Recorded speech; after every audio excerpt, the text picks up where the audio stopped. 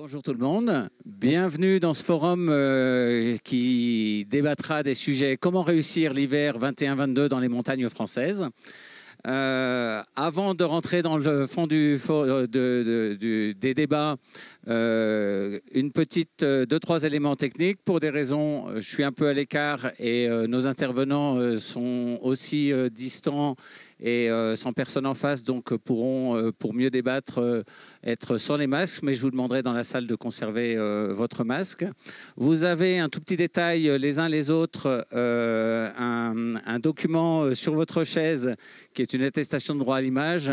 Vous ne serez normalement pas filmé puisque vous voyez qu'il y a une capture, mais comme il y aura une restitution par principe, si ça ne vous gêne pas de signer, bien évidemment, nos intervenants, si ça vous pose un souci, il faudra qu'on en parle. Je vais vous présenter les personnes qui vont débattre sur ce thème. Tout d'abord, Monsieur Éric Brèche, président des ESF du Syndicat national des moteurs de ski français. Monsieur Jean-Luc Bock, maire de la Plaine tarentaise, président de l'Association nationale des maires des stations de montagne et également président de France Montagne.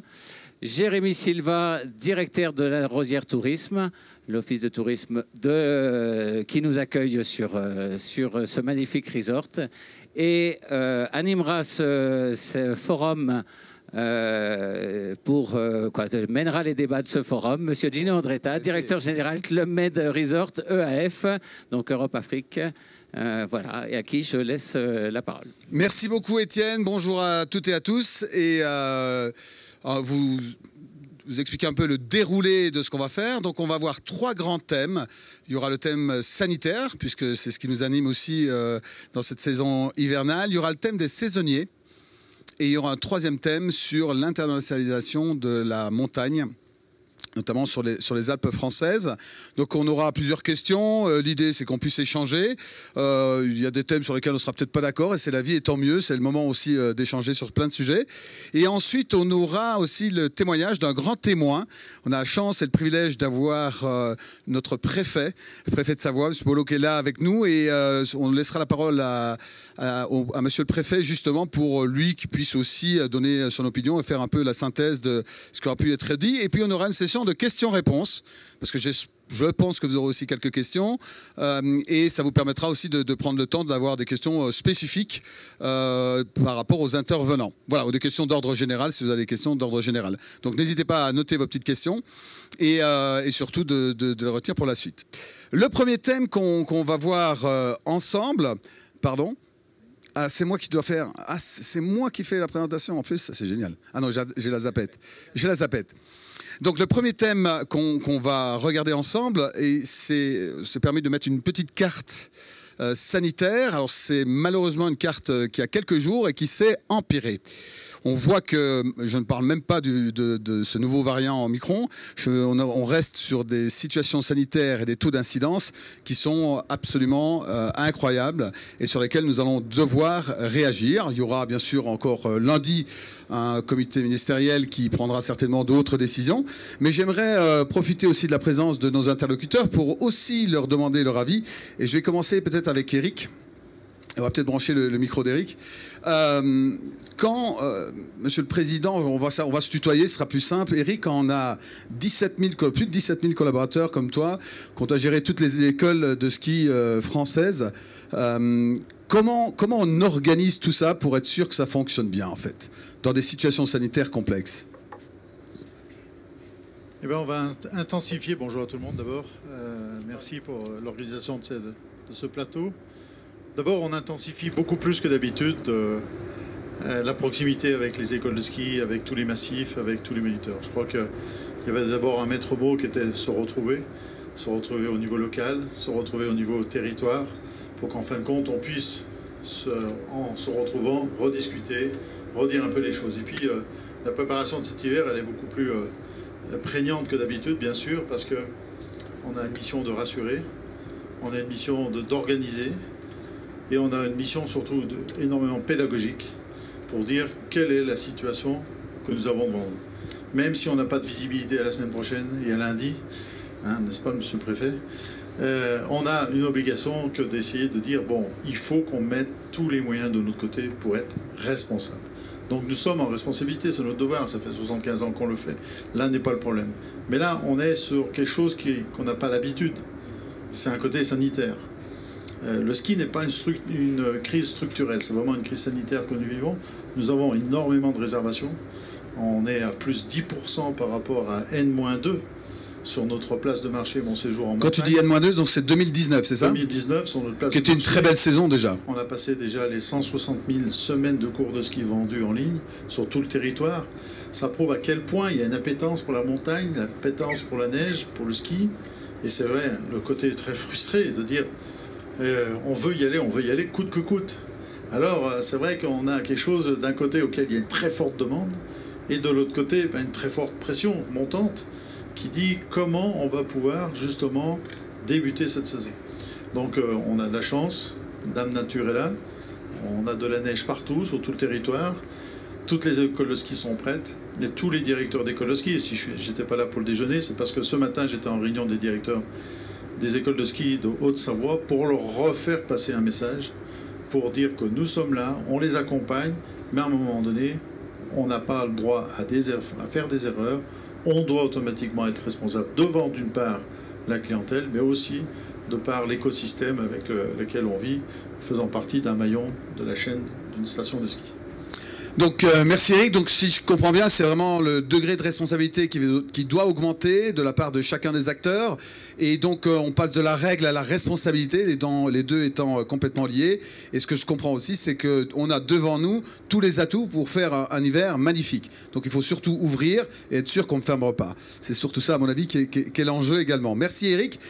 Jean-Luc, alors toi tu es maire d'une superbe station, bien sûr. Petite station, mais de très grande renommée. Et aussi président de l'association des maires de montagne. Alors pour un maire ou pour un président d'association des maires de montagne, comment on prépare tout ça? Quelles sont les actions que vous allez mener pour justement contrôler si tout le monde aura bien son passe sanitaire et comment vous allez gérer un peu cette situation? Alors, ça va être très compliqué, tout le monde le sait. Mais à un moment donné, si l'écosystème montagne veut fonctionner cet hiver, ne pas subir les affres d'une fermeture, d'une impossibilité de continuation, il va falloir qu'on soit liés comme on ne l'a jamais été. Ça veut dire quoi?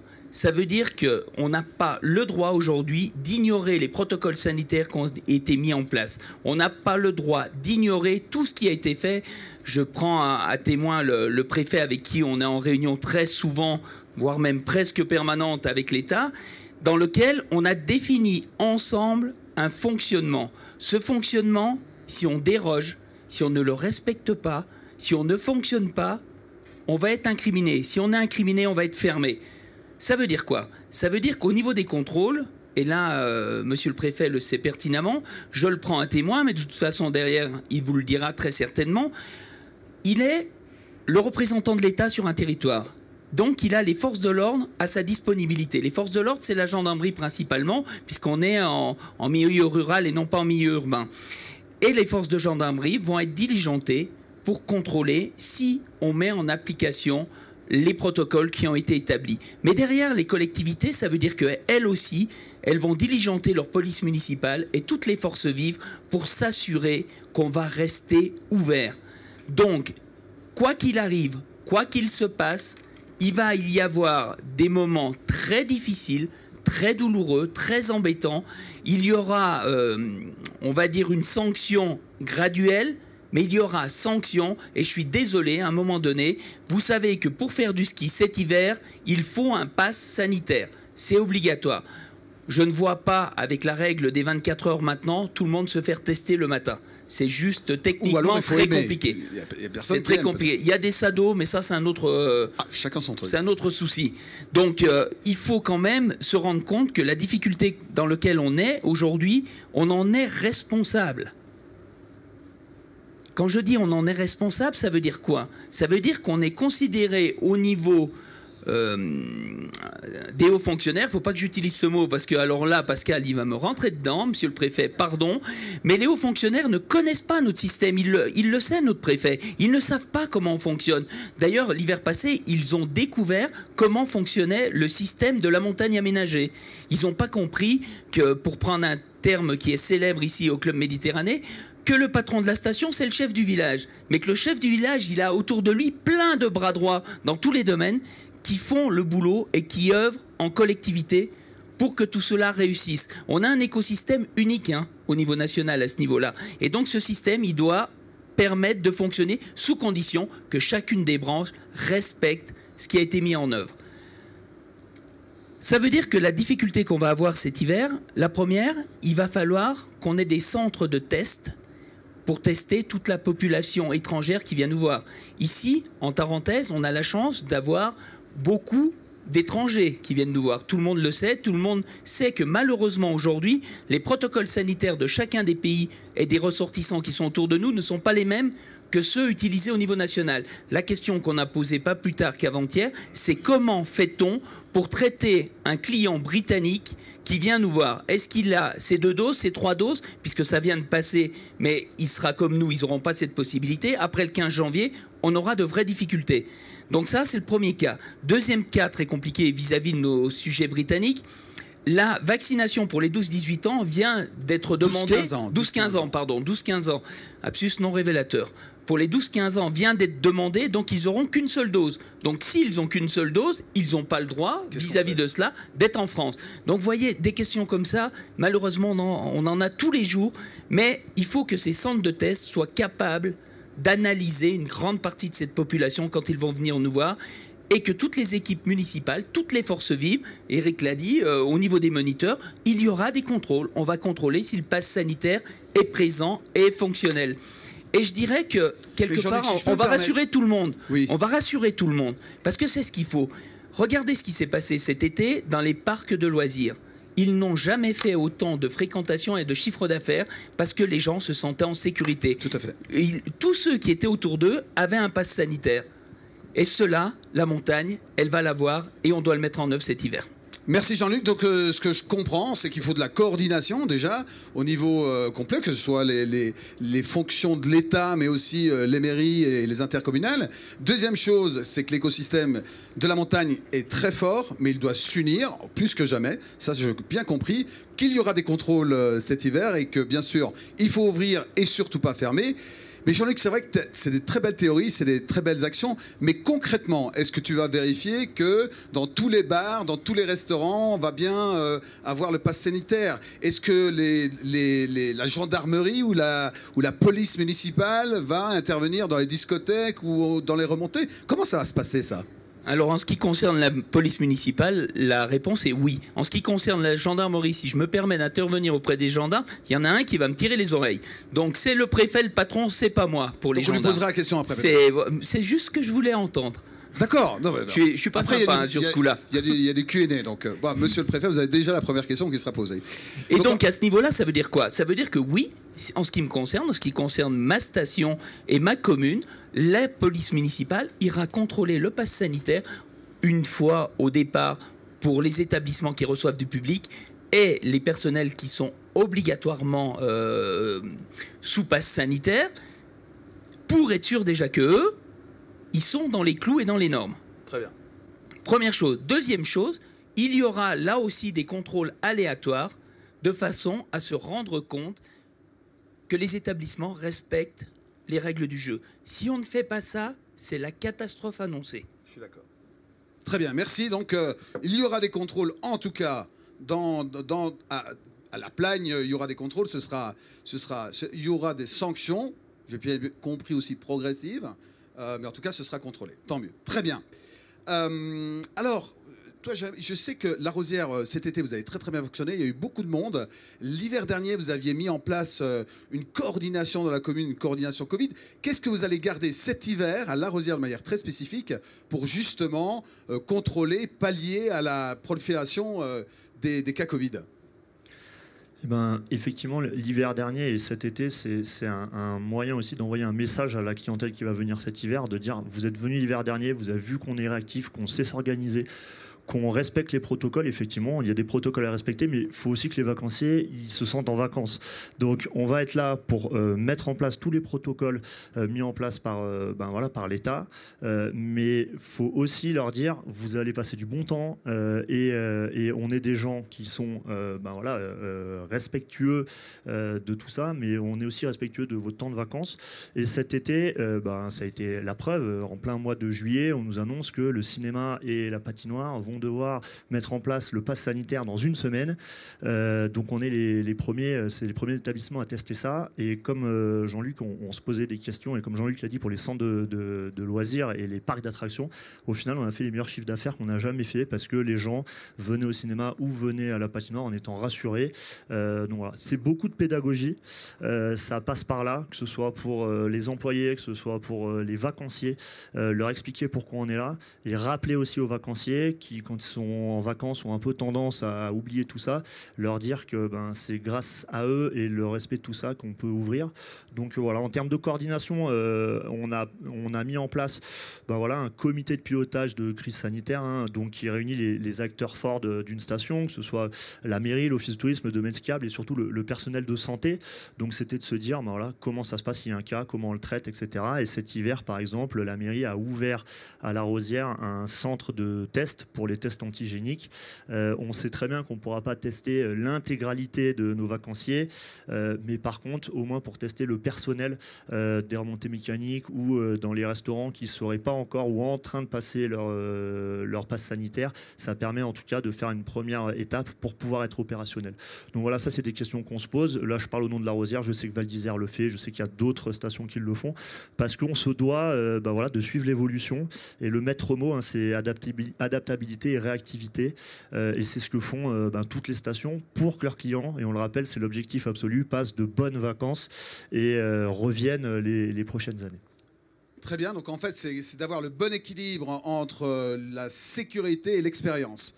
Et pour avoir le bon équilibre, il faut bien sûr, comme tu disais très très bien Eric, que les gens soient responsabilisés, mais qu'on fasse appliquer les règles. Donc c'est ça que vous allez promouvoir ici à La Rosière, mais pas que, avec une coordination qui pourra gérer au mieux s'il y a des cas positifs ou de manière générale la situation de La Rosière, c'est ça ? Exactement, et puis après on s'appuie aussi sur les services de santé de l'État. On a un hôpital à Bourg-Saint-Maurice, on a des services qui sont là pour nous accompagner.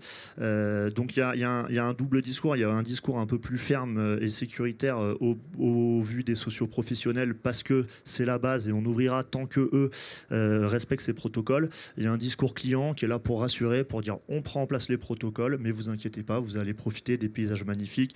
Le ski, c'est quand même des dommages.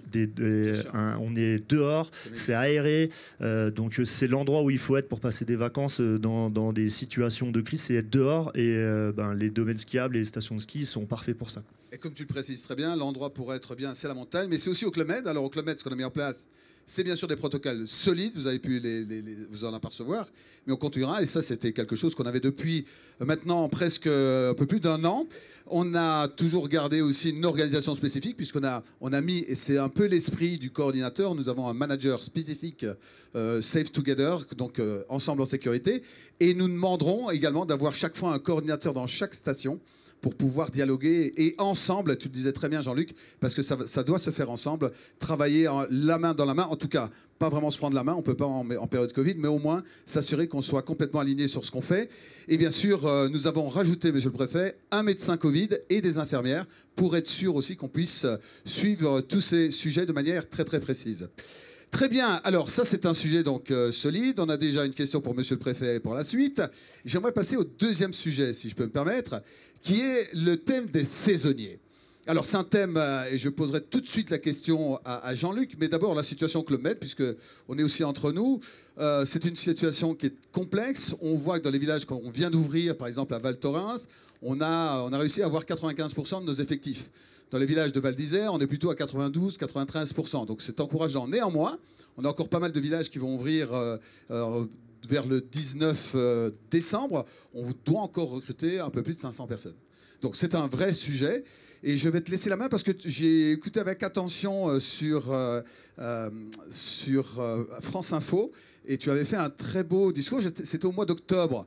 Et donc, tu étais là, Jean-Luc me disait, j'écoutais l'interview, il faut rester confiant. Soyons positifs et confiants. Donc, on en est où maintenant? Alors, où on en est aujourd'hui? On sait tous qu'on a des difficultés, quel que soit le système dans lequel les saisonniers vont venir. Ça veut dire quoi? Ça veut dire que l'aspect psychologique de la Covid-19 n'a pas forcément été pris en compte et qu'aujourd'hui, on se rend compte qu'il y a une vraie difficulté. Cette difficulté, elle est de deux ordres, dans un premier temps. La première, elle concerne le fait que beaucoup de saisonniers se sont rendus compte que finalement, travailler matin, midi, soir, très tard, beaucoup, tout le temps, longtemps, ne pas voir leur famille, ça ne leur convenait plus.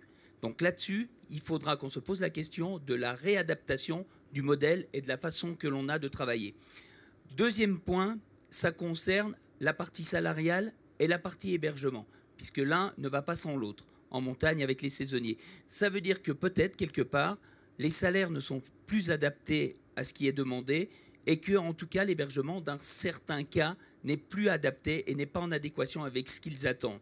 On ne travaille pas 7 jours sur 7, on a un temps de distraction en montagne aussi, pour aller skier notamment, et donc cela, il faut l'intégrer et le prendre en compte. Aujourd'hui, cette difficulté, elle est beaucoup plus large, puisqu'elle est nationale. Ce ne sont pas que les saisonniers qui posent problème, mais la saisonnalité arrivant, on se rend compte que la difficulté, elle est naissante, elle est prégnante. Donc ça veut dire quoi? Non seulement on communique sur le fait qu'il y a un retard à l'allumage, c'est-à-dire qu'il y a un défaut de CV à l'instant T pour le démarrage des saisons, mais qu'une partie des saisonniers se rendent compte qu'ils n'auront plus droit à des aides quelconques et qu'à un moment donné, il va falloir travailler pour manger. Ça devient alimentaire.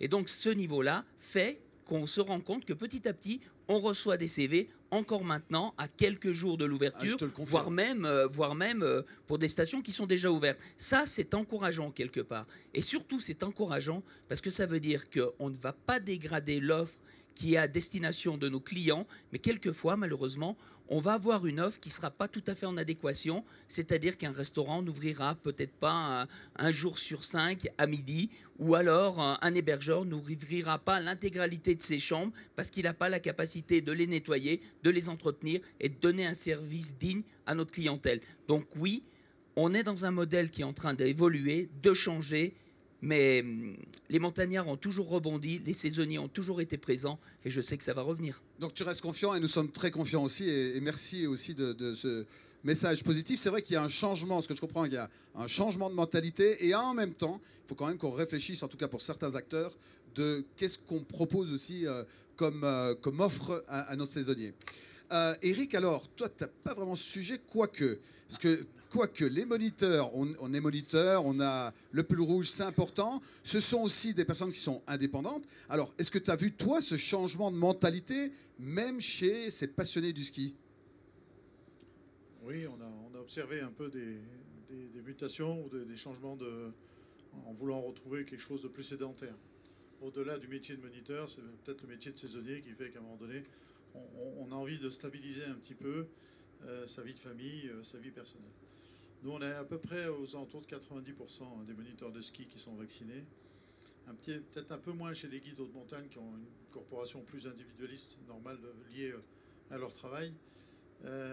Et puis, on a quelques moniteurs de ski qui voulaient capitaliser sur le 72 heures. Et ça arrive là maintenant, au début de saison. Le bec un peu dans l'eau et la notion de 24 heures. Donc, du coup, voilà, les quelques pourcents supplémentaires. On n'échappe pas à la règle de quelques irréductibles qui ont décidé de mettre le clignotant à gauche et de dire cet hiver, je ne fais pas ma saison.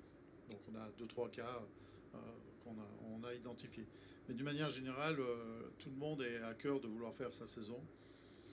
Alors il faut savoir que quand la demande est forte, on n'arrive pas à subvenir à cette demande-là, et c'est clair et net. Donc on risque d'avoir justement ces effets ciseaux auxquels on va manquer de professionnels dans notre corporation, je dis bien. On fait skier à peu près 2,5 millions de personnes par hiver. On est 17 000, 20 000 avec nos concurrents sur le terrain. Mais quand vraiment le nouvel an, notamment cette semaine qui est référencée comme une des plus grosses de l'hiver, on n'arrive pas à subvenir à la demande parce qu'on a un rôle bien sûr d'éducation, d'apprentissage et surtout de sécurisation sur un domaine qui est complètement spécifique, qui est la montagne, d'où le métier qui est réglementé. En tout cas, on met tout en œuvre pour qu'en fin de compte, on soit en responsabilité. juste attirer votre attention, c'est que le pass sanitaire, il n'est pas obligatoire pour la pratique du ski. Il est obligatoire pour la remontée mécanique, ce qui est bien une chose bien différente. C'est-à-dire que pour faire du ski de fond, pour faire de la raquette, pour faire du ski de randonnée accompagné d'un professionnel, il n'y a pas besoin de pass sanitaire. Donc nous avons aussi des discussions en interne qui sont un petit peu quelquefois tendues, parce que même dans les jardins d'enfants, nous n'avons pas besoin de pass sanitaire, parce que les tapis roulants, en plus, ne sont pas considérés dans la réglementation. Donc du coup, bon, pardon ? C'est prévu, mais dans les tapis, mais dans le décret, il n'y est pas. Donc c'est encore une fois la complication que nous avons, même si on est dans les responsabilités, de l'imprécision quelquefois au plus haut sommet, qu'il faut derrière amener cette précision. Et là, en essayant de faire diffuser l'information à toutes les couches, nous on fait bien sûr pour ratisser le plus large possible. Bien sûr. Mais à un moment donné, voilà, c'est le décret qui fait foi et on doit aller là-dessus, même si moi je veux étendre un peu plus la chose. Donc d'un point de vue juridique, nous sommes tous des professions libérales. Le directeur d'école de ski ne peut pas être en lien de subordination dans ces moments-là, parce que la responsabilité qui incombe aux professionnels, c'est de contrôler le pass sanitaire de ses élèves. Et c'est chacun professionnel qui va contrôler ses élèves. Donc chaque moniteur de ski va contrôler le pass sanitaire de ses élèves, c'est ça? Et on nous l'a. Mais pas pour les enfants. Jusqu'à partir de 12 ans et 2 mois, bien sûr. D'accord. Alors normalement, nous, dans nos bases de données, on sait exactement à peu près l'âge de tout le monde, donc c'est pas un problème. Et on doit contrôler quotidiennement. Donc c'est quelque chose qui a été en lien avec la CIC, qui ne sera pas évident non plus. Et donc je dois sortir mon téléphone à chaque fois, les papiers. Chaque client qui sort avec un professionnel devra montrer son pass sanitaire auprès du professionnel. Donc c'est là qu'on a essayé de faire passer un message auprès de la CIC aussi, de dire que de par la proximité de la clientèle avec le professionnel, on aurait aimé que le pass sanitaire, si le client dit mais moi je suis vacciné, tiens je te le fais voir, parce qu'en fin de compte il est dans l'application, ça permettrait de lever la responsabilité que si en cas de contrôle un gendarme vient de voir les contrôleurs, eh ben en fin de compte on n'y a pas lui chercher plus loin que ça des problématiques, sachant qu'il aura fait au préalable son travail. Mais j'ai une bonne nouvelle pour toi, c'est que pour rentrer au Club Med, forcément, il faut un pass sanitaire, sinon vous ne rentrez pas. Du coup, les clients du Club Med, ils n'auront pas besoin d'être vérifiés par le moniteur chaque fois. On sera obligé, parce que s'il y a un contrôle de la gendarmerie sur le professionnel, on sera obligé. Et si en plus notre ami Jean-Luc dit il va vérifier contre les moniteurs, vous avez bien compris, sur le front de neige, il faudra qu'on prouve comme quoi le moniteur de ski a bien pris le pass sanitaire de son client tous les jours. Donc on va devoir s'organiser en conséquence, mon cher Philippe, hein, voilà, c'est prévu. Il avait déjà tout organisé, c'est ça, c'est l'avantage d'avoir des professionnels. Il est quand même dit qu'à la fin, bon, les contrôles seront certainement moindres. Mais malgré tout, c'est quand même écrit, et moi j'aime bien me fier aux responsabilités, parce que on est assez pragmatique. Hein. Je le vois. Juste une question sur les moniteurs, juste pour me rassurer. C'est tous les niveaux de montagne, ou la basse montagne, il y aura moins de moniteurs, ou la haute montagne elle est quand même plus privilégiée que certains endroits, où c'est partout, le manque de moniteurs? Non, c'est que quand à un moment donné, il y a vraiment une forte demande, on a du mal à subvenir aux besoins. Donc, et ça, c'est sur tout le territoire.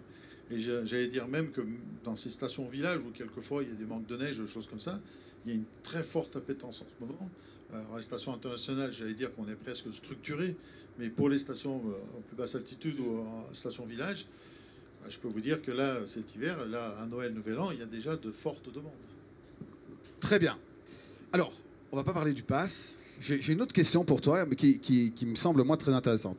La bonne nouvelle, c'est qu'on aura des saisonniers. Ils auront tous un pass sanitaire. Ce pass sanitaire sera lié au fait qu'ils ont tous 2 doses de vaccination. Et donc, ma question pour toi, Jérémy, mais comment on va s'organiser pour la 3e dose?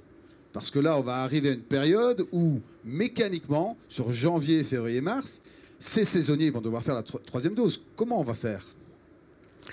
Eh ben effectivement, c'est une question qui va se poser. Ça va arriver là entre le 15 décembre et puis février pour ceux qui sont fait vacciner entre juillet et août. Et ben c'est ce que je disais tout à l'heure. On s'appuie aussi sur l'hôpital de Bourg-Saint-Maurice, les centres de vaccination. Il y a des stations qui auront des centres de vaccination. Donc à Bourg-Saint-Maurice, il y aura un grand centre de vaccination pour tous les saisonniers qui pourront se faire vacciner. Il y aura les doses disponibles. On aura tout. On aura les infirmières, on aura les pompiers, on aura les dentistes qui vont vacciner. Mais après, ça, justement, c'est l'organisation du système de santé national. Et après, sur chaque station... Et ça, c'est une question pour monsieur le préfet, non? C'est pas pour monsieur le préfet. Et après, il y a des stations qui s'organisent aussi pour faire leur propre centre de vaccination. Et à La Rosière, vous allez avoir votre centre de vaccination? À La Rosière, on fait le centre spécifique de tests antigéniques pour la vaccination. Vu qu'on est en étroite collaboration avec l'hôpital de Bourg-Saint-Maurice, ça se passera à Bourg-Saint-Maurice. Et ce ne sera pas à l'hôpital, mais à la salle Galaxy. Il y a une salle qui ouvre spécifiquement là-dessus. Et après, c'est le schéma classique que tous les Français connaissent.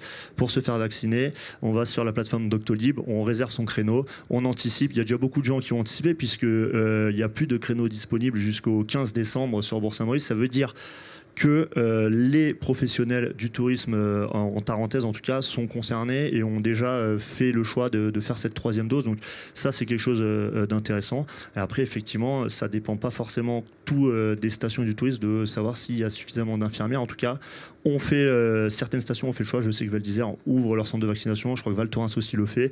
À La Plagne, j'imagine que vous le faites aussi. Voilà, il y a des stations de 30, 35 000, 50 000 lits. Ils ont besoin de s'organiser aussi en interne. Donc ça en fait partie. Et là-dessus, on s'appuie aussi sur le système de santé français. Donc Jean-Luc, on aura un centre de vaccination à La Plagne? Oui, il y aura tout ce qu'il faut. Mais surtout, ce sur quoi je veux revenir, c'est que simplement, on risque de dépasser les dates pour la 3e dose, on est d'accord. Et ça, on a écrit à l'État, et on attend une réponse pour savoir s'il y a possibilité de dérogation, pour déroger à la règle, parce que passé les 7 mois, on n'aura plus cette capacité à être en action. Mais comme il y a un manque de possibilités de vaccination, on a mis 1 an pour vacciner 50 millions de personnes. Je ne vois pas comment on va réussir en 3 mois à vacciner 30 millions de personnes. C'est une bonne question. Je ne suis pas très fort en mathématiques, mais c'est vrai que c'est quand même tendu. Bon, on verra. Donc, en tout cas, vous avez déjà envoyé un courrier spécifique sur ce sujet. Et c'est vrai que malheureusement pour notre préfet, qui est le référent montagne pour les questions Covid, ça lui retombe encore dessus. Je suis désolé, préfet, il ne faut pas m'en vouloir. Donc, on a déjà 2 questions pour vous. C'est bien, c'est des bonnes questions. En tout cas, ce qu'on voit, ce qu'on peut retenir quand même, c'est que les stations s'organisent. Le Club Med s'organise aussi. On réfléchit à également peut-être avoir une structure spécifique privée qui pourrait venir en village pour vacciner, parce que de toute façon, on aura mécaniquement besoin de vacciner. Est-ce que les communes pourront fournir le nombre de créneaux nécessaires? Sur les doses, on n'a pas vraiment de sujet. Je pense qu'il y aura les doses nécessaires. Ah, c'est encore une question pour monsieur le préfet? Non, c'est pas sa responsabilité ici. Si. Le vrai problème vient aussi de la disponibilité des doses. Hein. Ne nous voilons pas la face. C'est limite. C'est très tendu. Mais le préfet va répondre. Monsieur le préfet part à 15h30, donc on va essayer de finir avant. Hein. J'ai bien compris. C'est bien de fixer les limites de temps.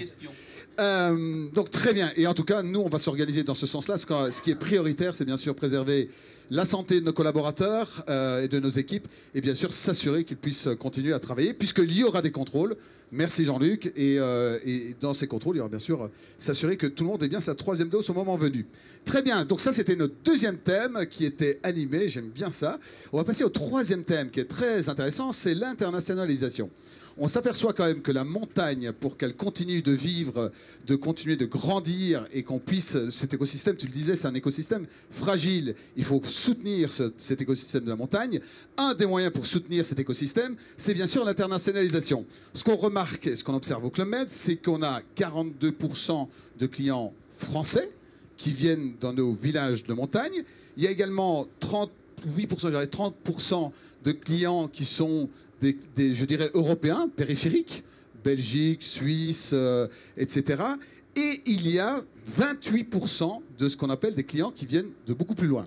Pour votre information, nous avons le directeur général de l'Amérique du Sud qui est ici, avec des journalistes brésiliens, avec des personnages très très connus au Brésil. des influenceurs et influenceuses. Voilà, et il va nous amener cet hiver, au mois de janvier, un peu plus de 20 000 Brésiliens qui seront dans les Alpes. Donc, il faudra d'abord qu'ils rentrent, monsieur le préfet. Donc, ça sera peut-être la troisième question. Ces Brésiliens, ils ont besoin aussi de cours de ski, d'activités, etc. Donc, la première question que j'aimerais aussi vous poser, et plutôt pour toi, Jérémy, toi qui est le maître de l'Office du tourisme, quelles sont les actions que vous avez menées pour aussi internationaliser la montagne ? Alors c'est une question, mais est-ce que on a envie d'internationaliser la montagne? C'est une question qu'il faut qu'on se pose. À la Rosière, ce qui est intéressant, c'est qu'on a une internationalisation moyenne, c'est-à-dire que 50% de la clientèle est internationale, hors français, et 50% de la clientèle française.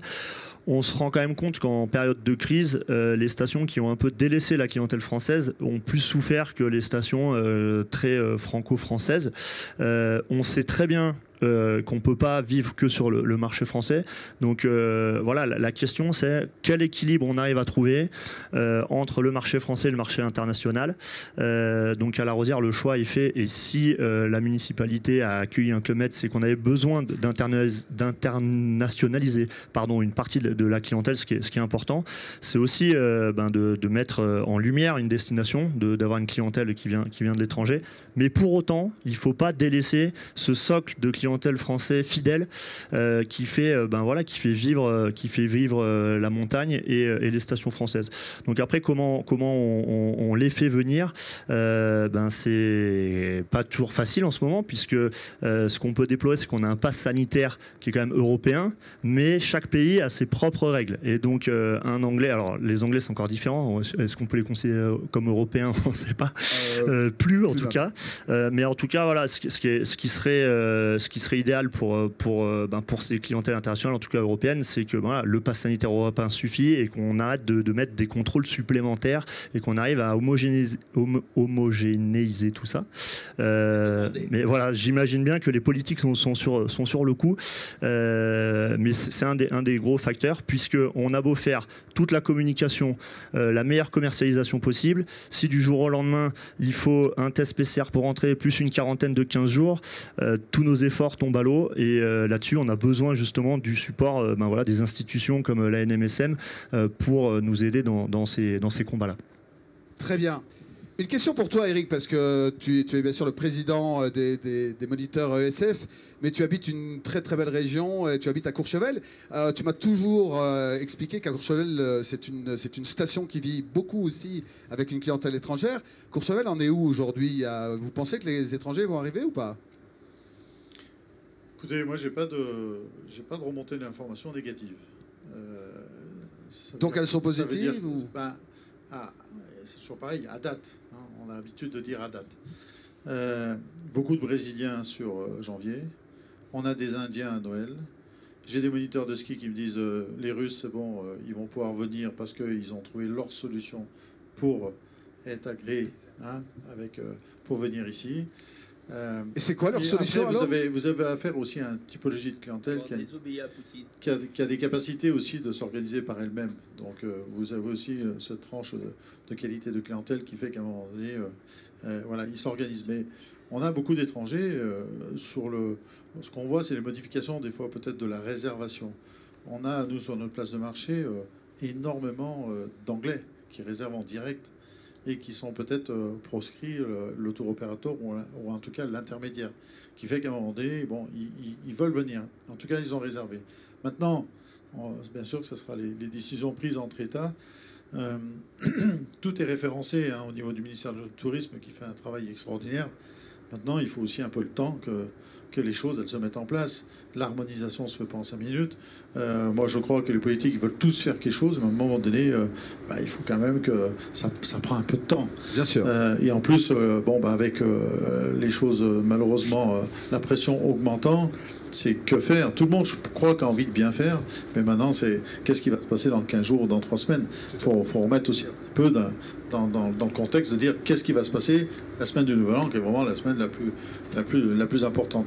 En tout cas, nous, sur les statistiques de cette place de marché, pour l'instant, on ne voit pas de choses anormales. Je voudrais aussi insister sur le marché domestique. On a énormément de Français et qui veulent aller à la montagne. Et je pense qu'on a un rôle à jouer cet hiver. C'est de les accueillir au mieux possible. Et cette responsabilité, elle nous incombe à toute la chaîne de valeur que nous représentons, parce que je pense qu'il y a un objectif. C'est que ce qu'ils vont passer comme temps cet hiver, c'est peut-être la promotion de demain. Et que là-dessus, on a un sacré enjeu et voire une opportunité, parce que quand il y a une problématique, il faut en faire aussi une opportunité. Je suis beaucoup plus, par contre, à ce jour, qu'inquiet sur tout ce qui est les classes de découverte. Nous n'avons pas réussi à faire passer le message auprès de la CIC, parce que toutes les classes de découverte, sur leur temps scolaire, sont obligées d'avoir le pass sanitaire. Or, il y avait une règle plus ou moins dite que tout le milieu scolaire échappait à tout type de passe sanitaire. Donc là-dessus, Jean-Michel Blanquer devrait remonter au créneau. Je n'ai pas réussi à faire inverser la tendance parce qu'ils n'ont pas bien compris la question il y a 2 jours. C'est toujours... Je peux vous dire que j'avais bien parlé français, mais je n'ai pas cru comprendre qu'ils avaient bien compris le français en tout cas. Notre interlocuteur, c'est un peu con. Voilà, et c'est bien pour ça que s'il faut faire monter un moniteur de ski à Paris, il n'y a pas de souci, je le finance, on l'envoie. Hein. Merci beaucoup Eric. Jean-Luc, toi en tant que président des maires de l'association des maires de montagne, quelles sont pour toi les tendances actuelles et un petit mot peut-être sur l'effet Brexit. Est-ce que tu penses qu'il y a un effet Brexit ou pas ? Alors, je vais inverser la question. D'accord. Et en inversant la question, je vais poser la question, pourquoi nos stations ont-elles connu leur essor au fil du temps? Pourquoi ont-elles été créées? N'oublions jamais que c'est un modèle social au début qui consistait à permettre à toute la population, une grande partie de la population, de découvrir un autre milieu, le milieu de la montagne. Il y a les classes de mer en ce qui concerne nos enfants et les enfants qui vivent en milieu rural, et il y a les classes de découverte et les classes de neige. On a perdu un petit peu, et là je rejoins Eric, on a perdu un petit peu cette habitude et on a mis en place un tel système technocratique de complexification de la venue qu'aujourd'hui ça devient la croix et la bannière de faire venir des enfants à la montagne. Si on n'inverse pas cette tendance, demain on va perdre le modèle économique français. Donc ça, c'est la première chose. On travaille tous là-dessus, mais c'est très très très compliqué. Ensuite, la deuxième chose qu'il faut voir et qu'il faut mettre en avant, c'est que avec la non-ouverture des remontées mécaniques l'hiver passé, une grande partie de la clientèle qui aurait dû venir n'est pas venue. Mais aussi une grande partie de la clientèle qui vient 1 an sur 2, 1 an sur 3, faute de moyens, faute de possibilités, faute de temps, etc. Et donc, cette année, on espère encore qu'une grande partie de cette clientèle va venir fréquenter nos domaines. Et cela, si on est capable d'avoir une communication qui soit très claire et une sécurisation. On en revient toujours à la même chose. À un moment donné, quand vous partez en famille avec des enfants, vous voulez être sûr qu'ils vont être bien accueillis, que tout va bien se passer et qu'il n'y aura pas de difficultés particulières en cas de problème vis-à-vis de la Covid-19. Donc tout cela, il faut le prendre en compte. Et le Brexit, c'est quand même marrant, comme quoi quelque chose qui était majeur dans tous nos esprits est passé au rang secondaire après la Covid-19. Parce qu'on a oublié le Brexit. Mais le Brexit, il est là, il est présent. Et les difficultés, il ne faudrait pas, à un moment donné, que la montagne soit victime des querelles politiques de la mer, par exemple. Et donc, il ne faudrait pas que les bateaux des pêcheurs empêchent les clients étrangers britanniques de venir chez nous. Je ne pose pas la question. Hein. Non, je ne mets pas en difficulté mon préfet, là. Mais à un moment donné, vous voyez, on fait de problématiques internationales un problème qui met en difficulté un système. Et ce système, il faut être très clair, si on ne fait pas un hiver correct, le système va mourir. Très bien, donc le message est passé. On a les amis d'Atout France qui sont là. Donc voilà, je ne vais pas sur le sujet de qui devrait promouvoir... Je suis administrateur à Atout France, voilà. Un des 32, donc ça va, je connais le sujet. Donc tu connais le sujet et tu vas agir du coup sur ce sujet. Donc Atout France va être un acteur majeur du développement des Alpes françaises. Et en tout cas, juste te confirmer que les clients qui viennent au Club Med, c'est pour exactement ce que tu viens de préciser. C'est-à-dire avoir la possibilité d'être bien, de pouvoir jouir de très belles stations, mais de très beaux éléments également, et de s'assurer d'une sécurité qui est sous contrôle. Et donc c'est vrai que le Club Med représente exactement le souci que tu exprimais. Et Jérémy l'a dit, et il a raison. Il a raison, les gens ont besoin de se sentir contrôlés pour être en sécurité. Tous autant qu'on est, quand on va dans un restaurant, qu'on ne nous demande pas notre passe sanitaire, eh ben, moi je suis désolé, à titre perso, ça me gêne. Et donc, toi, Jean-Luc, tu dis que tous les amis qui ne sont pas venus skier cet hiver dans les Alpes françaises, mais qui ont quand même skié en Suisse, en Autriche, ils vont quand même revenir en France, ils ne vont pas rester dans les pays périphériques. Alors ceux qui ont skié en Suisse, peut-être, ceux qui ont skié en Autriche, étant donné le faible pourcentage de skieurs qu'ils ont eu, ben, j'espère que c'était des Français qui payaient au moins. D'accord. Très bien. Eh bien, voilà. Juste avant que tu passes la main à la parole à Monsieur le Préfet, je voudrais juste dire que le Club Med contribue aussi à faire venir les enfants, en la gratuité des séjours pour les enfants en jeune âge, Tout à fait.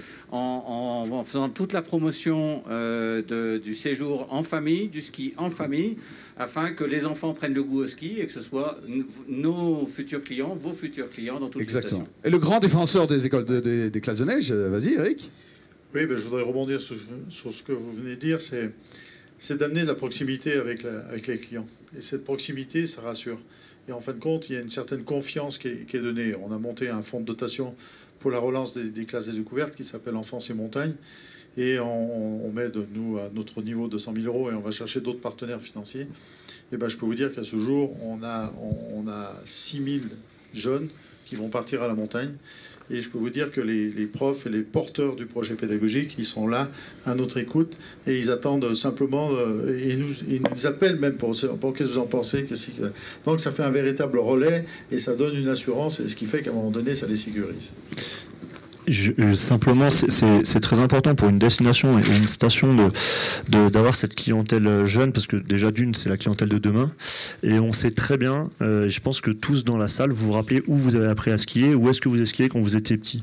Et souvent, il y a après, certains clients vont tester d'autres stations, mais au moment où ils sont parents eux-mêmes et qui vont transmettre le ski à leurs enfants, ils reviennent souvent dans la station où ils ont appris à skier. À la Rosière, on a énormément de clientèle fidèle, des gens qui ont découvert le ski grâce à un monsieur qui s'appelait l'Abbé Poupon, qui a énormément œuvré pour faire découvrir le ski, et on a énormément de gens qui reviennent à 30, 40 ans pour faire skier leurs enfants parce qu'ils ont appris à la Rosière, ils ont des souvenirs impérissables, et c'est aussi notre devoir à tous, que ce soit les écoles de ski, que ce soit les stations et le Club Med aussi, de faire vivre ce rêve aux enfants pour que la passion du ski se transmet. Et effectivement, c'est un des sujets majeurs, comment on fait skier nos enfants qui skient de moins en moins, en tout cas pour les Français. Tout à fait, en tout cas c'est tout ce qu'on souhaite. Merci beaucoup, on va laisser peut-être la parole à Monsieur le Préfet, si vous avez une petite synthèse de ce que vous avez compris, des sujets qui vous semblent majeurs, et votre avis sur plein d'autres sujets. Nous on va rester assis, on va laisser, et après on aura une session de Q&A, donc de questions-réponses. Très bien, merci. Bonjour à tous. Bah écoutez, c'est vrai qu'il y a un certain nombre de questions qui ont déjà été formulées. Bon, je ne suis pas vraiment surpris par rapport à certaines d'entre elles. Tant mieux.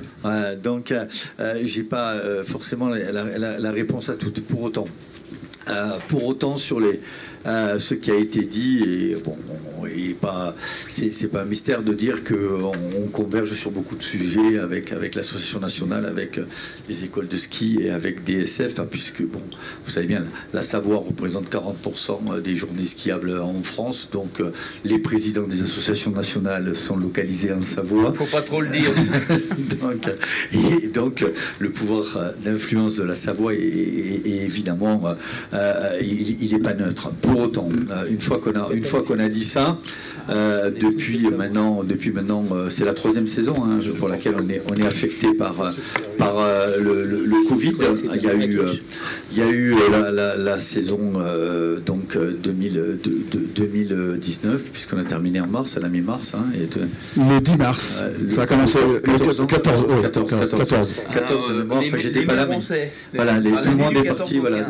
C'était le 10, c'était en Italie. Voilà, le 10 et le 14 en France. C'est le 14, et puis bon, l'année dernière, avec la fermeture des remontées mécaniques, même si d'autres activités ont permis quand même à une faible partie de la clientèle habituelle de venir en station, et puis cette année où pour l'instant les feux sont ouverts avec toutes les conditions, toutes les précautions qui ont été largement décrites juste avant moi. Alors moi je reste plutôt optimiste. Il faut bien voir quand même que ça se dégrade très très vite. Il ne faut pas se payer de mots. et ça se dégrade très très vite. Et quand on a imaginé le protocole sanitaire qui a été adopté par le Centre interministériel de crise, je me rappelle, c'est pas si vieux, hein, on chipotait en disant il faut que le niveau national passe à 200 ou 250 pour qu'on remette le pass sanitaire. Vous voyez, on est à 430 et on est à 300 au niveau national, et tout ça en un mois, hein, même pas 3 semaines, un mois. Hein. Donc, et à l'époque, on a chipoté là-dessus pendant plusieurs jours, quoi, pour savoir si c'était 200, 250, etc. Bon, oui. Donc ça dégrade. Alors, quelles sont les conditions pour que cette dégradation devienne vraiment un gros problème? En réalité, il y a un élément dimensionnant qui est la capacité hospitalière. C'est vraiment l'élément dimensionnant. Après, il y a ce qu'on a dit là, notre capacité à mettre en œuvre les décisions qu'on a proposées, qui ont été acceptées, certaines délicates. Ça, c'est, j'allais dire, la condition nécessaire, mais pas suffisante. C'est la condition nécessaire, c'est-à-dire que si on ne fait pas ça bien, on aura du mauvais buzz, mauvaise image peut entraîner mauvaise décision, affolement, etc., mauvaise décision. En revanche, moi je pense que j'ai confiance dans le système et je pense que ça on surmontera. En revanche, ce qu'on ne maîtrise pas bien, c'est la saturation du système hospitalier, départemental. Enfin bon, je ne vais pas vous faire un dessin. Grosso modo, le plateau hospitalier savoyard, on doit pouvoir mettre 45 personnes en réanimation à peu près, simultanément, en tirant les murs. Il faut, pour une personne en réanimation, il faut à peu près 10 personnes hein, pour le faire fonctionner jour et nuit. Ouais, bon, donc vous voyez à peu près combien ça mobilise à l'hôpital. Un hôpital qui est déjà tendu, hein, les personnels ont déjà plusieurs campagnes, notamment les personnels dans ces services. Ce n'est pas le cas de tous les secteurs de l'hôpital. Hein. Les gars qui sont au service ophtalmo, ils ne sont pas concernés par ça. Hein. Mais ceux qui sont dans ces services-là et qui malheureusement ne sont pas interchangeables, hein, pose des problèmes. Et on a également des problèmes sur les remplaçants. Sur les remplaçants, des médecins, des infirmières qui viennent remplacer l'hôpital un peu à prix d'or. Mais ceux-là, ils sont de moins en moins, ils sont moins disponibles aussi. Et ils sont moins partants. Donc on aura cette problématique RH. Et cette problématique RH, elle peut se conjuguer évidemment avec la problématique classique d'accidentologie dans les stations. Hein. En Savoie, c'est 21 000 interventions une saison, 1000 héliportés. Donc, qui se répartissent dans les hôpitaux de Bourg, de Saint-Jean, hein, et puis de Montpellier, et puis surtout ensuite les grands hôpitaux. Donc, vous voyez bien que si on commence par malheur, à saturer par des personnes non vaccinées ou mal vaccinées ou pas suffisamment vaccinées et qui ont des pathologies et qui encombrent, enfin qui saturent les services d'urgence et les services de réanimation, on peut avoir ce souci-là. Moi, c'est plus ça ma préoccupation que le reste. Le reste, c'est important, hein, tout ce qu'on a dit. Le protocole, on l'a écrit ensemble. On en avait fait un de 70 pages l'année dernière. Cette année, on a été plus efficace, on a fait plus petit. Non, on a repris l'année dernière. Voilà, on a été un peu plus... Oui, enfin bon. Mais tout ça pour dire que moi, ma vraie préoccupation, c'est celle-là, quoi. Parce que ça, c'est vraiment dimensionnant. Et c'est ce qui peut faire que... l'agence régionale de santé dit voilà, je lève la main, je peux pas, etc., etc. C'est pas possible, on n'assure pas la sécurité. Et pour le coup, c'est un élément également de fragilisation, le cas échéant, pour la clientèle, quoi. Clientèle qui là, elle espère en cas de mauvais sort, de collision, etc., être évacuée, être traitée avec les meilleurs délais, avec tous les égards d'un grand pays occidental développé qui a le meilleur système au monde. Hein. Donc ça, il ne faut pas... Voilà. Non. Donc là, ça, c'est mon sujet, j'allais dire. Donc ça veut dire, si je résume, si on a le pass sanitaire et qu'on a les moyens de vacciner nos people, nos saisonniers, ouais, logiquement, ça aurait bien se passer. Ouais. Et si en plus, on promouvoit ce qu'on fait souvent avec le Med, que le ski, c'est du plaisir, et donc on fait attention, logiquement, on devrait s'en sortir. Ouais, mais je dis, il faudra faire attention. Parce que j'ai fait l'ouverture à Val Thorens, il y a 15 jours. Et alors ? Et alors, en 2 heures, 18 interventions. Hein, parce que les gens, ils sont contents, ils reprennent le ski, ils n'ont pas skié, ils ne prennent pas toujours des cours, hein, ils reprennent. Le domaine était ce qu'il était il y a 15 jours, hein, c'est-à-dire on n'était que le versant nord, des pistes étroites, hein, et 10 000 personnes. P0, P1, P2, P3, P4, les parkings, hein, tous pleins, bourrés. D'ailleurs, monsieur le préfet, on le sait, on travaille à la FNSSDS au Cool Ski pour calmer tout le monde. Ouais. Donc, non, mais tout ça pour dire que c'est pas une vue de l'esprit. En général, quand j'avance quelque chose, c'est que j'ai souvent été vérifié. Vous avez anticipé. Voilà, où j'ai été vérifié. Donc, tout ça pour dire que voilà, il y a ce sujet. Il faudra collectivement être vigilant, y faire attention, parce que bon, c'est le sujet qui me fait, voilà, qui c'est ma plus grande crainte. Après, pour le reste, pour le pass sanitaire, je crois que bon. Moi, je fais confiance aux professionnels de la montagne. Je fais confiance évidemment aux employés des domaines skiables. Ce que j'ai vu au départ mérite d'être rodé. Je vais le dire ça comme ça. Ce sur quoi j'ai beaucoup insisté, moi, en CIC, Jean-Luc Boc le sait, c'est sur la communication qui doit être importante. Vous avez vu les statistiques il y a 2 minutes, en français, mais également en anglais, éventuellement en russe, en portugais, de façon à ce que la clientèle sache qu'elle peut être contrôlée, qu'il n'y ait pas de, comment dirais-je, de tricherie sur la marchandise. Hein. Il faut bien informer. On ne peut pas faire de refus de vente dans les espaces de vente, parce que tout simplement, les guichetières, les vendeuses ou les vendeurs, hein, c'est pas forcément féminin, ne peut pas exiger de présenter le pass sanitaire, ou en tout cas de refuser la vente si la personne ne présente pas le pass sanitaire, en tout cas au niveau des espaces de vente. En revanche, pour accéder aux remontées mécaniques, c'est ça qui est réglementé, c'est ce que disait Eric Brecht tout à l'heure, pour accéder aux remontées mécaniques, là, oui, là, il va y avoir. Alors, l'idée, c'est pas de faire des contrôles systématiques, ça, on a tous porté l'idée à Paris, et même les plus butés l'ont compris, parce que d'abord, on n'y arriverait pas, de la même manière que la SNCF n'y arrive pas, et vous le savez bien. Elle pour ne ceux le qui fait prennent, pas. si elle le fait maintenant. Enfin, c'est systématique, c'est pas possible.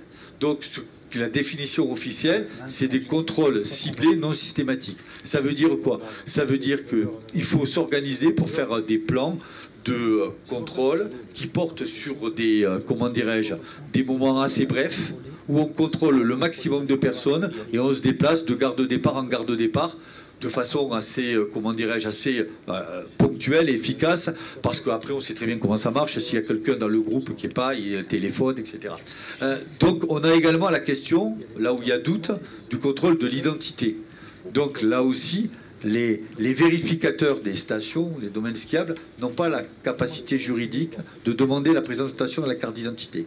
Ceux qui peuvent le faire, ce sont les gendarmes, ce sont les policiers municipaux, ce sont les gardes champêtres, où il y en a encore, et éventuellement les douaniers. Et les maires. Et les maires, si le maire veut, bien sûr, le maire peut demander la carte d'identité en tant qu'officier de police judiciaire. Donc effectivement, il y a là, non pas c'est pas un handicap, hein. De la même manière que quand vous rentrez dans un bar, un restaurant, une discothèque, la personne, elle peut pas vous demander la carte d'identité pour voir si ça correspond. C'est exactement la même chose et ça marche bien à 99,5%. Après, je ne vous cache pas, bon, même pour procéder à des contrôles, j'en ai fait il n'y a pas très longtemps à Aix-les-Bains. Je ne vais pas vous mentir, hein, quand on cherche, on trouve. Hein. Moi, j'ai fait quoi? J'ai fait 4 bars, j'ai fait le casino, j'ai fait 5 infractions, 2 mises en demeure. Donc, en 2 heures. Hein. Donc si on cherche, on trouve. Je ne vais pas vous raconter d'histoires là-dessus. Ben, ce qui compte, évidemment, on a une obligation de moyens, on a une obligation de résultat. On n'a pas une obligation de résultat absolue. Il y a toujours le génie qui va se mettre en scène sur les réseaux sociaux et qui va dire, voilà, j'ai skié pendant 1 semaine à Courchevel ou à La Plagne sans jamais me faire contrôler. Regardez comme bon. Ben, à La Plagne. Mais vous parlez d'obligation de moyens. Ouais. D'accord, mais il y avait j'ai dit les deux. Hein. Oui. Alors les obligations de résultats, malheureusement, on ne peut pas être responsable des résultats. Mais en tout cas, nous sommes responsables des moyens. Oui. On parlait tout à l'heure justement tout le monde ne peut pas contrôler, il faut être officier, etc. On parlait des renforcements de la gendarmerie. Qu'est-ce qui va se passer cet hiver? Non. Sur la gendarmerie, soyons clairs, la gendarmerie, il n'y aura pas plus de gendarmes, surtout en ce moment, hein, parce que les gendarmes, vous avez peut-être suivi l'actualité, ils sont beaucoup aux Antilles et ils sont beaucoup au référendum en Nouvelle-Calédonie. Donc c'est pas une année où on va avoir plus de gendarmes que d'habitude. On en aura peut-être même potentiellement moins, hein, même si on a fait en sorte avec le colonel, commandant le groupement, et avec le général de la zone, de gendarmerie de zone, de faire en sorte qu'on a à peu près les effectifs des années précédentes. Non, les gendarmes, ils ne contrôlent pas les gens. Les gendarmes, ils vont contrôler les vérificateurs. D'accord ? Donc le gendarme ira... Les gendarmes, ils vont contrôler que les vérifications soient bien faites. Très bien. Alors après, si le vérificateur... il y a un doute. Il y a un doute qui sur cherche la manière trouve. dont il a exercé, ou si le vérificateur, comment dirais-je, identifie à ce moment-là un certain nombre de personnes qui trichent, évidemment, il y aura une amende, comme c'est le cas aujourd'hui. En revanche, l'idée, c'est que le gendarme vérifie que le système qui lui est présenté, on a parlé avec la CIC de plan de contrôle, tient la route, qu'il est effectif. C'est pas juste efficace. Non, effectif, efficace, c'est pas pareil. Qu'il est effectif.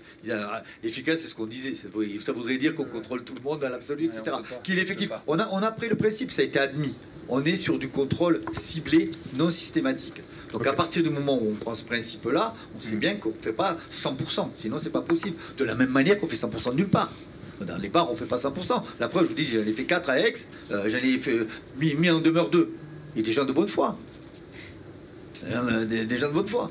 Au casino, la patronne du casino à Aix, oui, tout est en règle, monsieur le préfet. Ok, le premier groupe de jeunes filles qui jettent les boules, hein, ah ben non, on n'a pas été contrôlé à l'entrée, d'ailleurs on n'a pas le pass. Ouais, donc, c'est un peu gênant comme conversation, quoi, après. Hein, vous voyez? Ça peut être gênant, en effet. Voilà,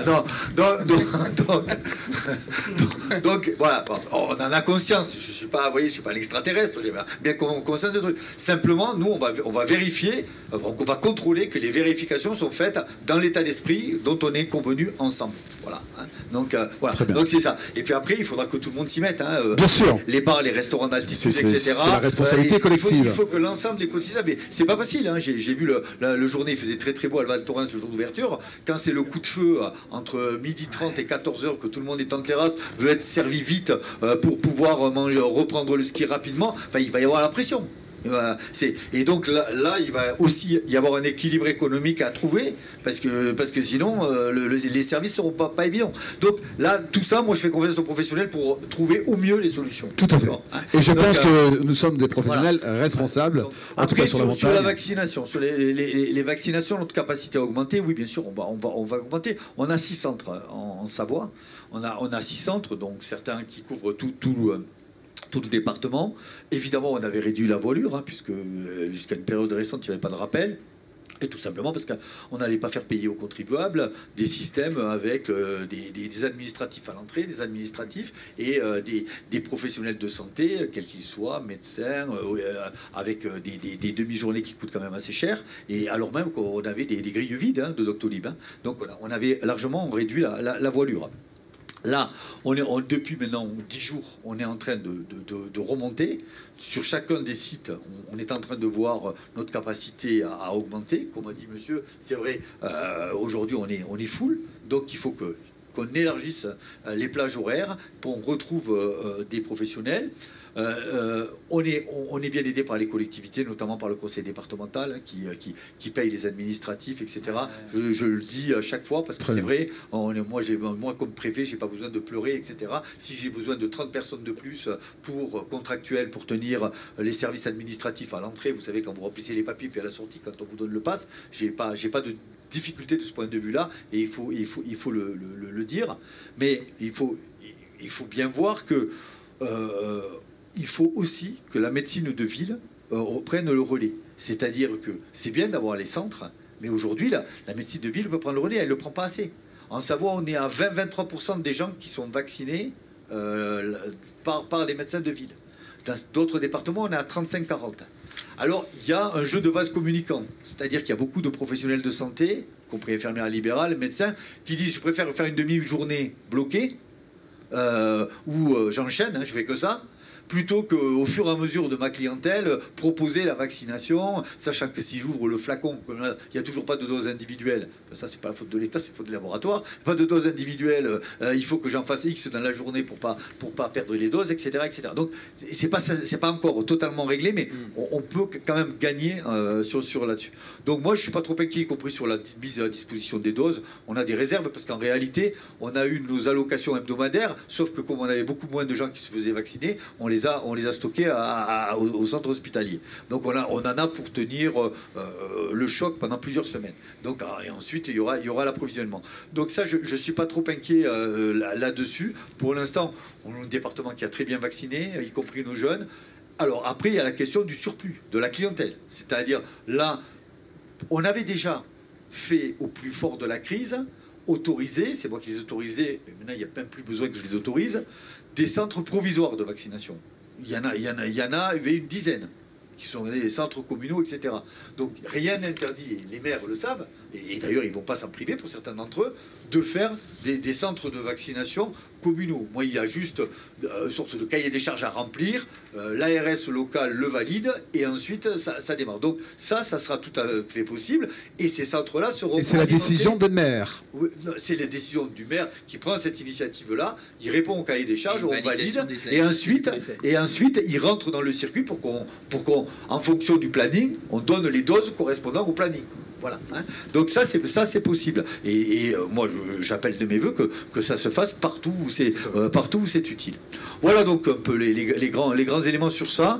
Bon, je crois avoir répondu. Sur les saisonniers, on en a beaucoup parlé. C'est un vrai sujet. Hein, c'est un vrai sujet. Nous, on a quand même essayé avec Pôle emploi de faire des sortes de comment on appelle ça, par Internet, de faire des convocations, des salons, etc., avec tout le territoire national. Ça a drainé quand même plus de 26 000 collections. Et c'est beaucoup plus que quand on fait des job dating, finalement, à Saint-Jean-de-Maurienne, etc. On les a fait aussi. On a fait 3 job dating, Saint-Jean, Bourg, Albertville. On en a fait 3. On a fait ces sortes de salons de recrutement par Internet qui ont donné, notamment dans les départements où l'été, il y a des saisonniers. Donc, il y a des collections qui ont été prises. Après, je crois que le problème, il est plus profond que juste... à l'instant T, faire coïncider l'offre et la demande. Hein. Il y a ce qui a été dit avant moi et bien dit sur les mentalités qui peuvent, notamment cette crise a pu modifier certaines mentalités. Il y a les conditions d'accueil sur place. Bon, tout ça, on en a parlé, on l'a bien en tête, mais c'est vrai que c'est un sujet qui va aller au-delà de la crise. Il ne va pas se solder avec la crise. Il va aller au-delà. Celui-là, ça c'est clair. Donc, nous, il faudra qu'on s'adapte aussi, qu'on adapte nos outils de Pôle emploi. Mais c'est vrai que les réserves d'emploi en Savoie, elles sont faibles, quasi nulles. Hein. Eh ben, on est à 6,3% de chômage. Les employés, vous n'avez pas trouvé en Savoie. Hein. Clairement. Non, mais vous en trouvez quelques-uns. Mais ce que je veux dire, c'est qu'à l'instant T, nous, on convoque, Pôle emploi convoque. Et donc, il faudra les loger. Par tranche de 100, les demandeurs d'emploi de longue durée, on les convoque et on leur présente les postes qui correspondent à leur qualification ou à leur absence de qualification. Mais, très clairement, c'est pas le gros réservoir, là. Hein, on voit bien, hein, en Savoie, on n'a pas un énorme réservoir là-dessus. Les Vallée de la Maurienne, il y a 43 000 habitants. Une fois que vous enlevez les gens qui travaillent dans l'administration, ceux qui travaillent au tunnel, ceux qui sont commerçants et artisans et ceux qui n'ont pas trop envie de bosser, vous avez fait le tour de la question. Hein. Vous avez fait le tour de la question. Hein. Donc les choses, ouais, donc les choses, elles vont assez vite. Donc c'est vrai que ça va être un sujet. Hein. Ça sera un sujet. Surtout si, comme le dit souvent Jean-Luc Boc, on élargit les saisons et que donc il en faut plus, ou il faut une relève des saisonniers. Donc, alors il y a ça. Et puis il y a un sujet qui n'a pas été abordé là et qui va se poser le printemps prochain, c'est l'indemnisation des saisonniers avec les nouvelles règles. Là, on n'en mesure pas encore les conséquences. Donc, j'appelle votre attention là-dessus. Donc, on l'a bien dans le radar. Ouais, il y aura aussi la question des 6 mois et des 4 mois et du taux de remplacement quand on ne travaille pas, qui va être impacté. Donc, voilà, je vous donne... Mais ça c'est bon, pour le coup, ça a été décidé, ça va se mettre en œuvre, mais ça sera pas neutre. Ça ne sera pas neutre. Il va aussi falloir le prendre en compte. Voilà, je termine par une mauvaise... Enfin, non, je termine par une incidente, mais ça n'avait pas été abordé. Et je pense que dans le problème des saisonniers, ça va jouer aussi. C'est bien sûr un sujet qu'on a bien en tête. C'est vrai que le sujet des saisonniers est un sujet majeur dans le logement, bien sûr les allocations chômage, etc. Donc là, on a... Merci beaucoup, monsieur le préfet. Je sais que vous devez partir à 15h30. Ben, c'est 15h30. Et voilà, mais vous avez bien... Là, on connaît le métier. Là, c'est du bon métier. Puisqu'on avait commencé une session de Q&A, de questions-réponses.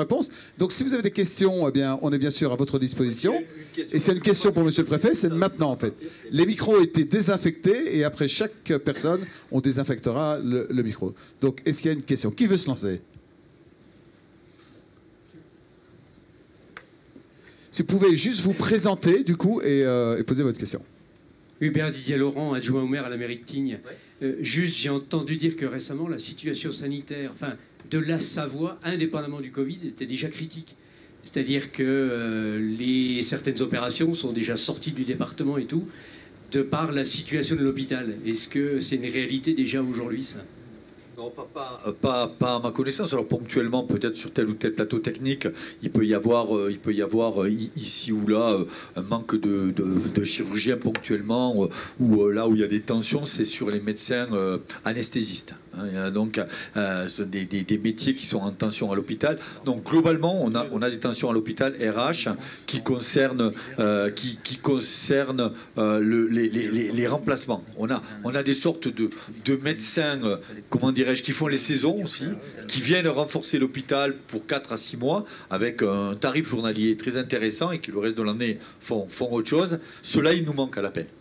Cela, très clairement, aujourd'hui, on a le directeur de l'hôpital a plus de mal à en trouver. Idem pour certains postes en dessous, notamment des infirmiers ou des postes de spécialistes comme par exemple l'anesthésie. À ma connaissance, il n'y a pas de département sinistré au point de ne pas pouvoir prendre en compte. Après, il y a des arbitrages qui sont parfois rendus avec Grenoble, avec Lyon, avec Annecy, mais ça c'est comment dirais-je, le fonctionnement interne de l'hôpital.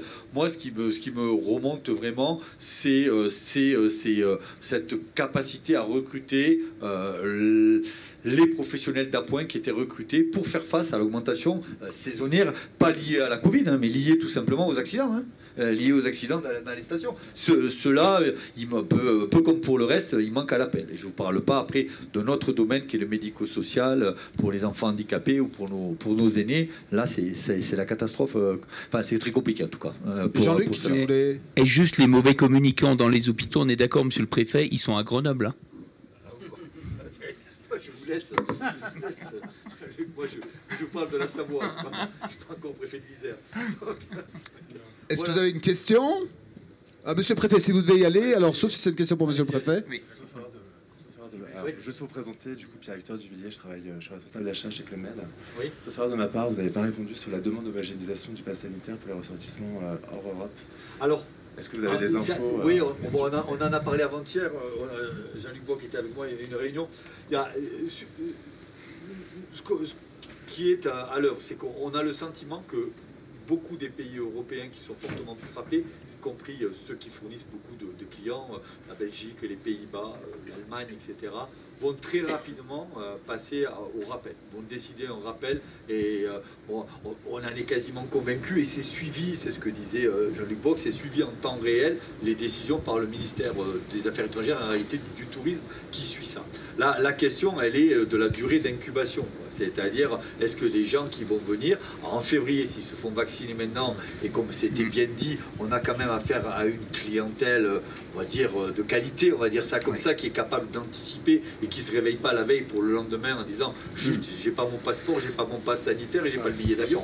Donc on a quand même affaire à une clientèle qui est en capacité d'anticiper. Donc moi je pense que c'est pas le sujet le plus embêtant. Pour moi c'est pas le sujet le plus embêtant. Je pense que celui-là il va se résoudre un peu mécaniquement par l'homogénéisation des pratiques européennes qui vont aller assez vite. qui vont aller assez vite. Les ministères de la Santé vont se rencontrer. Je pense que, bon, n'oubliez pas que la France va également présider l'Union européenne à partir du mois de janvier. Donc, s'il y a des initiatives à prendre, chaque ministère de la France, entre guillemets, aura la main pour réunir ses homologues et régler les problèmes en tant que président de l'Union européenne. Donc voilà, il peut y avoir un décalage. L'idée, c'est que le décalage n'arrive pas jusqu'en février, etc. Mais je pense que ça, on doit pouvoir se rassurer à bon compte là-dessus. On est un peu plus inquiet pour les saisonniers qui travaillent et qui ne sont pas vaccinés, qui rentreraient dans un schéma de vaccination. Les saisonniers qui sont dans les ERP et qui sont au contact du public doivent se vacciner. Donc on a 3 cas de figure. Soit le gars, puisqu'il n'accepte pas, il démissionne, et là ça pose un problème, il faut le remplacer par quelqu'un qui est vacciné. Soit il accepte de se faire vacciner, et à ce moment-là il rentre dans un dispositif, mais qui fait que avant qu'il ait sa seconde dose, voire le rappel, il va avoir un certain temps. Donc là on a posé la question très clairement, on l'a fait remonter, moi je l'ai fait remonter par ailleurs, etc. En disant il y a 2 arguments. Alors, les gens ne voulaient pas se faire vacciner, ils rentrent. Donc ils acceptent d'une certaine manière, et si on leur dit non, ils vont rester dans leur posture de ne pas se faire vacciner. Donc on perd du monde. Déjà, c'est pas positif. Et deuxièmement, on ne peut pas demander aux stations de mobiliser leur RH pour contrôler du pass sanitaire, etc., et se dire on écarte X personnes alors même qu'ils sont prêts à rentrer dans le dispositif. Donc là, on a posé la question au ministère de la Santé, parce que ce n'est pas du ressort du préfet. Je sais que c'est à l'étude, mais c'est un sujet. Et le troisième cas de figure, mais qui est cher, c'est le type, il ne veut pas perdre son job, le saisonnier, mais il se fait tester tous les jours à 60 €. Vous voyez, 100 jours, ça fait 6 000 € par mec pour saison. Il y a une harmonisation aujourd'hui au niveau du ministère de la Santé, c'est pas chaque ARS aujourd'hui est indépendant. Non, ça serait une harmonisation. Ce type de décision, c'est bien un peu la difficulté à laquelle on est. Alors Jérémy, tu avais un commentaire? Simplement, je profite de votre présence pour éclairer un sujet, notamment les saisonniers et leur contrat de travail. Vous avez sûrement précisé, il faut qu'ils travaillent 6 mois maintenant, mais c'est 6 mois consécutifs. Voilà, on est bien d'accord. 4 plus 2, ça marche. Voilà, c'était ça qui était important de préciser. Mais entre les deux, ils ne sont pas indemnisés. Entre les 4 mois d'hiver et 2 mois d'été, ils ne sont pas indemnisés. Voilà. La première année, problème. Voilà, il va y avoir un sujet, il va pas y avoir, en fait, il va y avoir autant de cas que d'individus. Parce que ça va dépendre des départs des contrats. Ça va dépendre des départs des contrats, la manière c'est de se calculer. Pour vous dire, on m'avait expliqué un service public de l'emploi, j'avais rien compris. Donc ça me rassure alors. J'ai été me le faire expliquer en particulier. Je suis ressorti, comme c'était la deuxième fois, je n'ai pas voulu passer pour un idiot. J'ai dit merci beaucoup. J'avais toujours pas tout compris. Parce qu'en réalité, c'est que du cas individuel. Par rapport au début des contrats, ça dépend également des droits qu'on a accumulés avant. Vous avez des droits qui sont ouverts au titre de vos anciens contrats, qui sont toujours valables. Et que vous pourrez mobiliser. Donc il va y avoir, c'est compliqué, il va y avoir autant de situations, c'est sympa pour les RH, il va y avoir autant de situations que de cas individuels. Mais ce qui est certain, c'est qu'au bout du bout, le taux de remplacement sera quand même moins important. C'est-à-dire que, pour être clair, quelqu'un qui était à 1 500 € pour les plus bas salaires, qui avait un taux de remplacement pendant la période creuse, on va dire mai-juin à 1 200, à mon avis, il va descendre de 15 à 20%.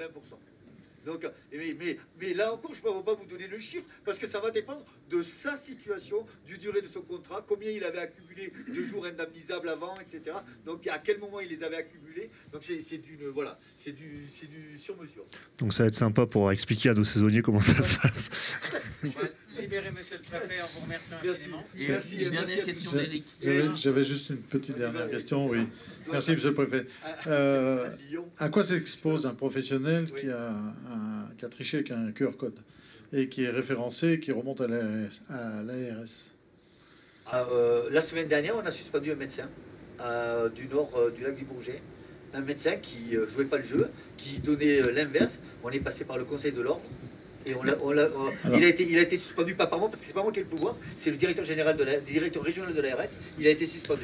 Alors, un professionnel d'un moniteur de ski, parce qu'on a le cas hier, qui a un faux QR code qui est apparemment donné par un médecin, Donc il y a un petit système organisé moyennant 250 €. Normalement, ils sont. Ça m'est arrivé, le fameux contrôle lorsque j'ai fait au Casino X. On a trouvé 2 personnes avec des faux QR codes. On a pu le démontrer tout de suite. Ils ont passé la nuit au poste et ils ont une procédure avec une amende derrière. Donc si c'est le cas, et ça peut aller à, je crois que j'ai 1 300 €, quelque chose comme ça. Donc il peut gagner la journée. Merci beaucoup, monsieur le préfet. Merci pour votre attention. Merci. Super. Merci.